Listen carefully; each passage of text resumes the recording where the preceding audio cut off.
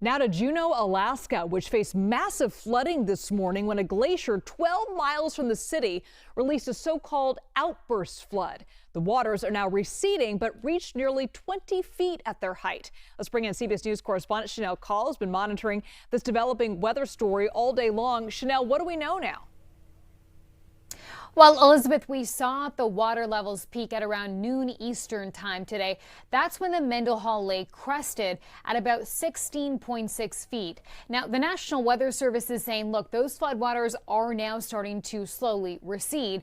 But this all happened in a very populated area about 12 miles north of Juneau. Almost 30,000 people live there. There are schools, there are shops, there's a senior living facility, also an airport there.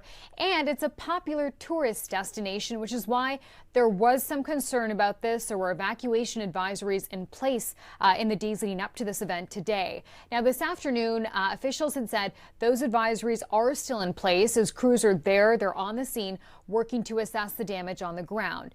Now, this weather event isn't new to this part of Alaska. Flooding has become a big concern here in the last few years, which is why government agencies had installed temporary barriers this year to try to protect hundreds of homes from widespread damage. Listen.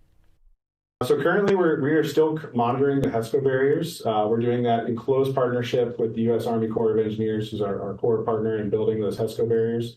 The barriers are by and large holding together. We are seeing a small amount of seepage in the HESCO barriers in certain locations, and that's still very much being assessed. Again, that assessment's happening via drones and will soon start to happen in person as we make assessments that the water on the river side of the barriers is dropping to a point where our personnel can be safe and make those in-person inspections.